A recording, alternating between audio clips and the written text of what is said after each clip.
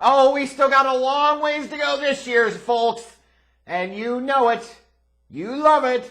It's time for another edition, another round, another week of Bears football! Oh, hot diggity dog! And oh, do we have a whiz-banger of an affair coming Sunday afternoon by the lake in that third-rate dump of a stadium that looks like a UFO crash-landed from the heavens. It's just a huge hulk of crap in the middle of the Roman Colosseum that in and of itself looks like a cheap knockoff version, which is typically what you would expect of something associated with the McCaskey family. That is, folks, the Raiders versus the Bears. Oh my!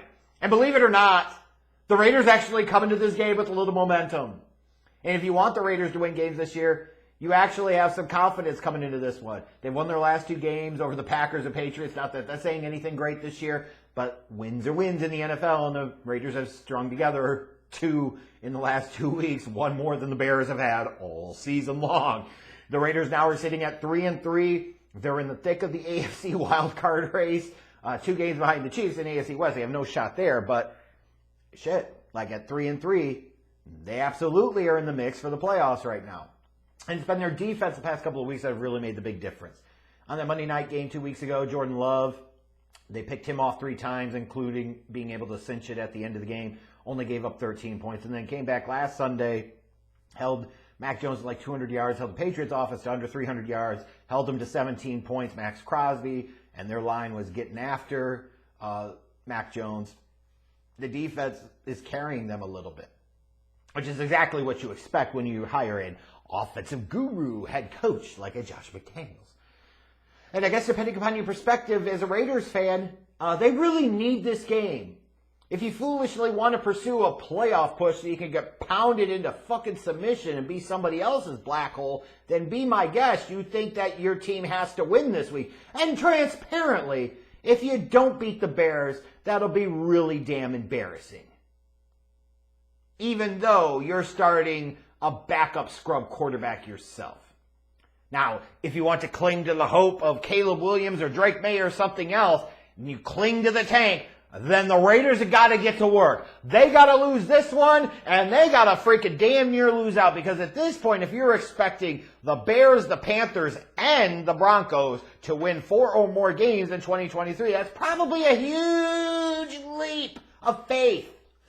Not very likely, right? So you want to get that chance, the number 1 overall pick. Boy, oh boy, you better start losing. Well, who knows better about losing and losing in life and losing in the NFL in recent years than Bears football?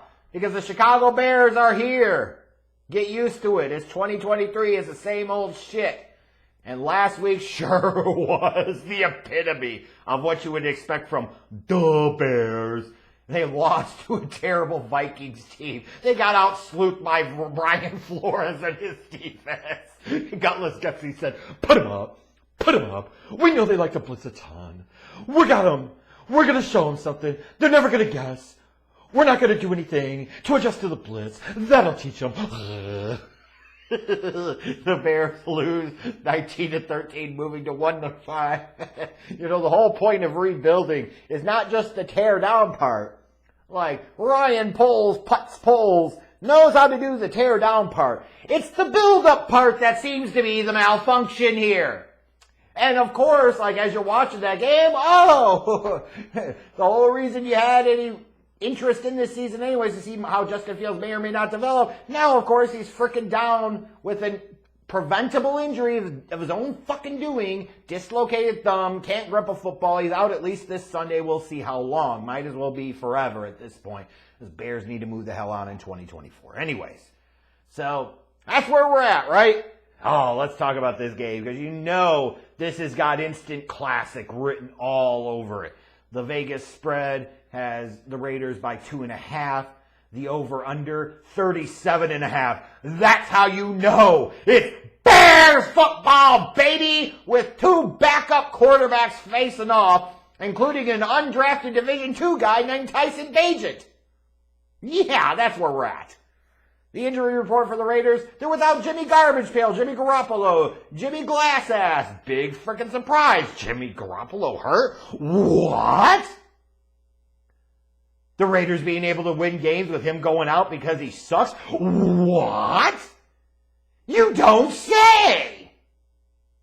Crazy, I know. But that's about it in terms of most notable injuries for the Raiders. Meanwhile, the Bears are mashing it at this point, walking wounded. I already talked about Justin Fields is out. And if you're a Raiders fan, you're probably like, is it better that he's out, or do I kind of wish that he played? Interesting dilemma. You tell me in the comments. But you look at that offense. Nate Davis is out. Braxton Jones still on IR. Darnell Wright is questionable. Oh, that's brilliant.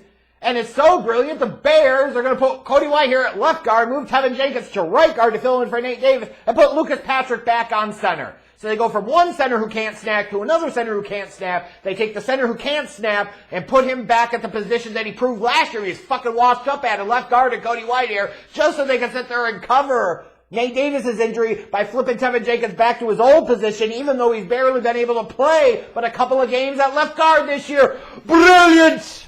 Bears football! Khalil Herbert's out. Roshan Johnson's been out. Second week now. No updates on the concussion status. That doesn't seem to be any problem, right? 2 weeks, no progress from a concussion. Yikesy daisies. Defensively, Eddie Jackson out. Terrell Smith out. Jaquan Brisker blew out a butt cheek. He's questionable. We'll see if he fucking plays. Not like it matters. But you look at this matchup. The Bears are walking wounded all over the place.